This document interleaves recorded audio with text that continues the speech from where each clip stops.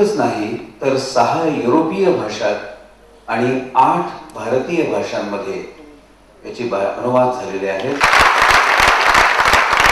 French, Spanish सह सर्व भाषातली त्यांच्या आवृत्त्या याला सर्व भाषातल्या वाचकांकडनं मोठ्या प्रमाणावर मागणी आहे. अशा लेखक आणि अर्थतज्ञ असलेल्या डॉक्टर नरेंद्र जाधव यांना मी विनंती करतो की त्यांनी सन्माननीय विठ्ठलजी कामत यांचा या ठिकाणी सन्मानचिन्ह, मानपत्र आणि 10,000 रुपये रोख देऊन गौरव करावा.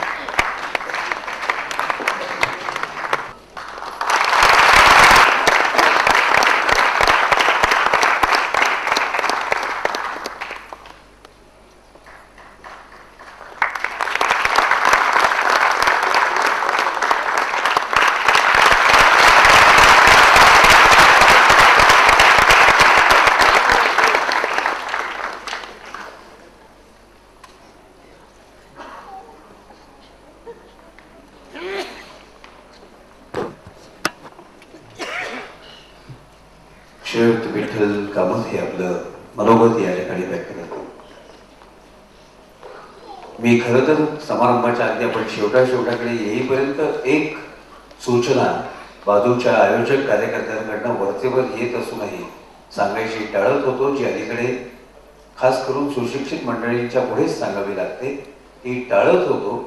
पण तांत्रिक व्यवस्थेमध्ये त्याचा व्यत्यय फार येत असल्यामुळे बाजूच्या कार्यकर्त्यांच्या सूचनेवरनं मी आपल्याला नम्र विनंती करतो की आपल्यापैकी काहींचे मोबाईल ऑन आहेत, हे कृपया बंद करा. नमस्कार. व्यासपीठावर बसलेले सर्व सन्माननीय व्यक्ती, व्यासपीठासमोरील माझे मित्र आणि मैत्रिणी, मैत्री फाउंडेशन यांनी या पुरस्कारासाठी माझी निवड केली, याबद्दल मी त्यांचा आभारी आहे. खरं तर ही निवड जर 6 वर्षापूर्वी झाली असती तर कदाचित मी या निवडीला पात्र नव्हतो. कारण 6 वर्षापूर्वी मी एका सक्सेसफुल आणि अतिशय धनवान माणसाचा मुलगा होतो. 6 वर्षापूर्वी भाऊबंदकीमुळे परत जीवनाची सेकंड इनिंग खेळावी लागली. तेव्हा नेहमी मनाशी म्हटलं की इंडिया नेहमी सेकंड इनिंग फार चांगली खेळते, फर्स्ट इनिंग मध्ये आउट होते. आपण पण आपल्या जीवनाची सेकंड इनिंग चांगली खेळायची. आणि त्याच वेळी आज जे मी फिल्म पाहिली त्याच्यातल्या काही गोष्टीचा उजाळा झाला. न गरज किसी से न वास्ता, न गरज किसी से न वास्ता, मुझे काम अपने ही काम से, तेरी जिक्र से, तेरी फिक्र से, तेरी नाम से, तेरे याद से, और याद है मधुसूदन साहब.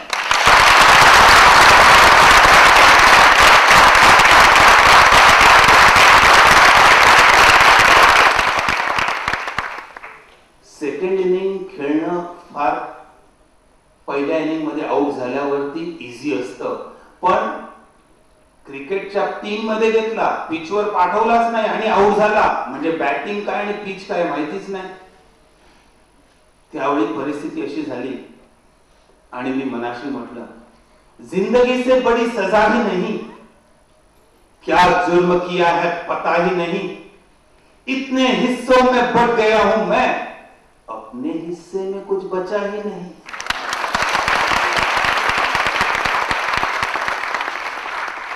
पण आज जी फिल्म पाहिली, मधुसूदन साहेबांचं ते भाषण ऐकलं आणि म्हटलं, अरे इथेच उभं राहून आपल्या सगळ्यांना सांगतायत आणि त्यांनी काय सांगितलं असतं. माझे मित्र विक्रम गोखले मला म्हणाले, अरे काय मनुष्य होता. मी म्हटलं हो. आणि त्याचबरोबर मला ती स्मरणिका दिली. एक एक गोष्ट मी त्यातली वाचत होतो आणि मला वाटलं झक मारले दिल कार्निक, ड्रग पीटर, अरे हा त्यांचा बाप होता.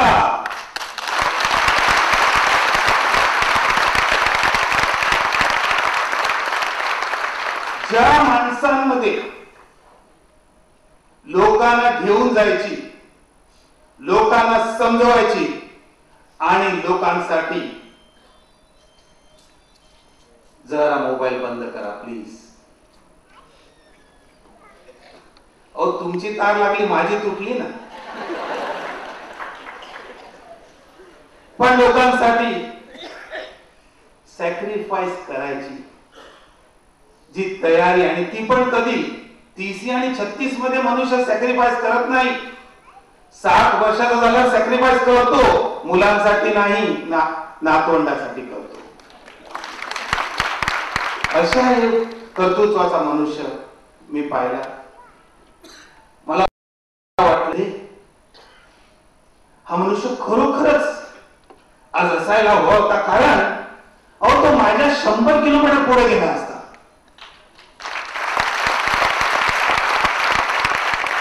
आणि मग अशा माणसाची कॉम्पिटिशन करायला जरा मजा येते, कारण इंग्लिश मध्ये एक शब्द आहे, कॉम्पिटिशन ब्रीड्स क्वालिटी. आणि त्यांचा विचार असे होते की आज ही क्वालिटी वाली माणसे इथे बसवली आणि अशा रीतीने हे फाउंडेशन केलं की दरवर्षी मी नाही तर काही नाही, क्वालिटी वाली माणसं सांभाळा आणि आपल्या माणसांची क्वालिटी चांगली करा.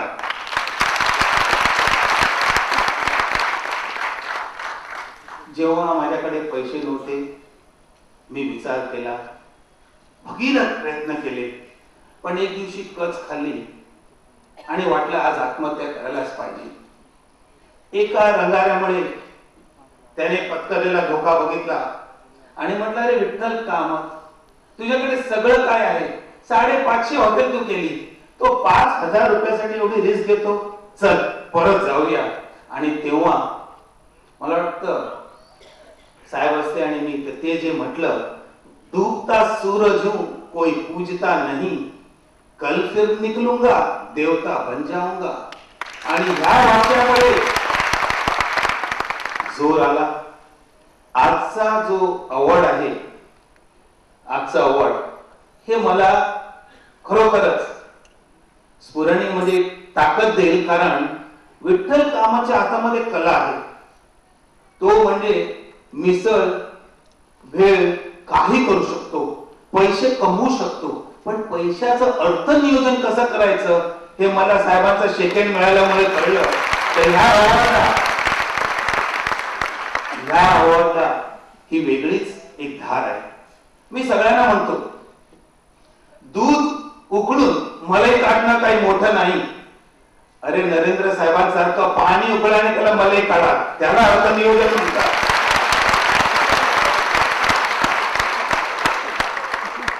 मित्रो, आज मधु साहेब आपल्यातच आहे आणि ते सगळ्या जगाला सांगतायत, अगर देखना है तुम्हें हमारे उठने का अंदाज, अगर देखना है तुम्हें हमारे उठने का अंदाज, तो आसमान को कह दे और ऊंचा हो जाए, और ऊंचा हो जाए, और ऊंचा.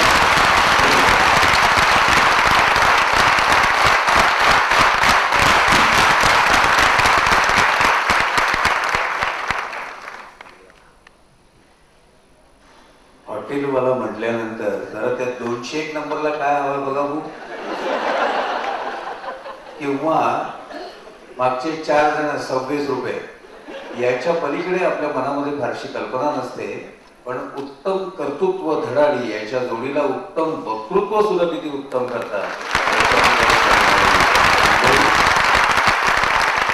आणि यानंतर अगदी नवे गावापासून न्यूयॉर्क पर्यंत व्यासपीठ कुठलंही असो, मी अर्थशास्त्रातली मंडळी बरीचशी वृक्षच थोड्याफार कारकिर्दीची पाहिली. 2च व्यक्ती अर्थविषय असून सुद्धा खुसखुशीत क्षणात समोरच्या श्रोतृवृंदाचा ताबा घेणाऱ्या असे 2 व्यक्ती पाहिल्या. एक डॉक्टर भीम दांडेकर आणि दुसरे जे आता आपला ताबा घेणार आहेत नरेंद्र जाधव.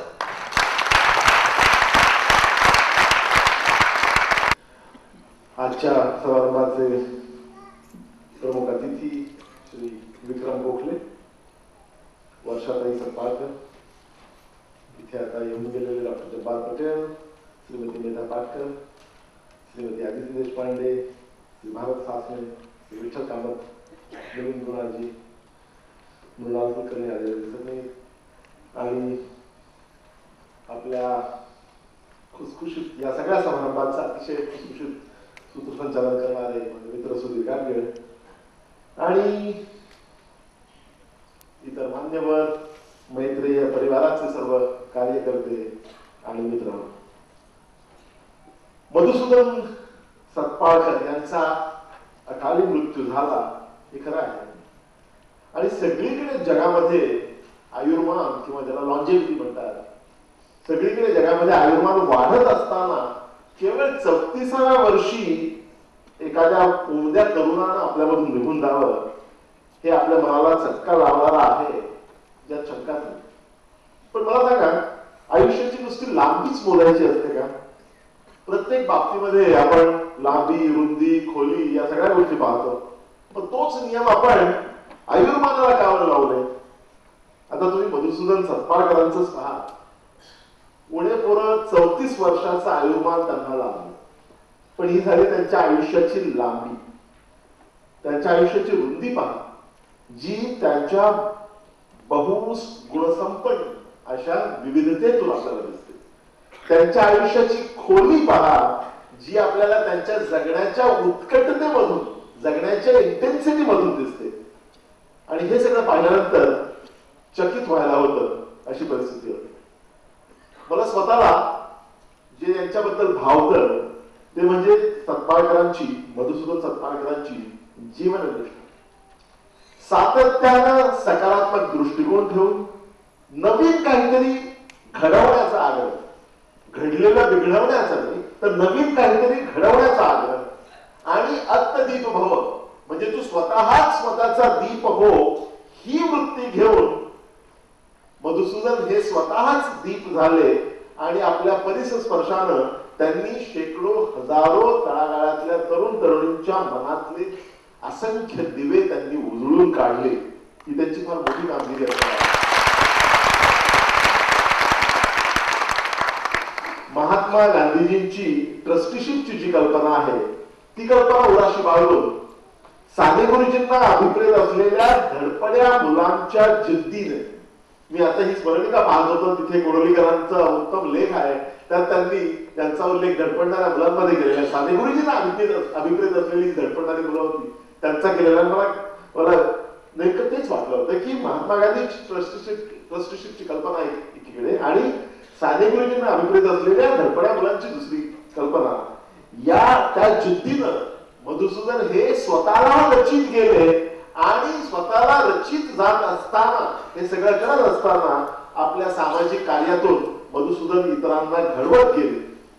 एकीकडे उद्योगाच्या विविध प्रांतांमध्ये त्यांनी भरारी घेतली आणि मैत्रीय परिवाराची, उद्योग परिवाराची अत्यंत भरभक्कम अशी उभारणी त्यांनी केली, तर दुसरीकडे सामाजिक बांधिलकीचं व्रत घेऊन अनेक सामाजिक उपक्रमातून भरीव योगदान मधुसूदन अखंडपणे करीत गेले. एक व्यक्ती म्हणून मधुसूदन सत्पाळकर आज हयात नाही, मात्र एक वृत्ती म्हणून ते चिरंतन राहणार आहे. मगाशी कोणीतरी उल्लेख केला, मला वाटतं मेधाताईंनी केला, की उद्यमशीलता आणि संवेदनशीलता याचा समन्वय या व्यक्तिमत्वामध्ये होता. मला असं वाटतं की उद्यमशीलता आणि सामाजिक बांधिलकी या दोन गोष्टींचा सुवर्णमध्य साधणारी एक अमोल वृत्ती म्हणून मधुसूदनांचे अस्तित्व आपल्या सर्वांना यानंतरही सतत स्फूर्तिदायक ठरणार आहे. त्या वृत्तीचा जागर करताना, त्या वृत्तीचा सन्मान म्हणून आज मैत्रेय फाउंडेशन तर्फे जे 3 पुरस्कार दिले गेलेले आहेत, कला, साहित्य आणि उद्योग या प्रांतामध्ये, त्या सर्व पुरस्कर्त्यांचं मी मनपूर्वक अभिनंदन करतो.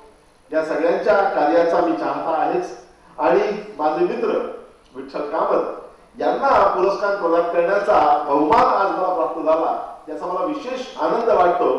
कारण स्वतः विठ्ठल कामत हे देखील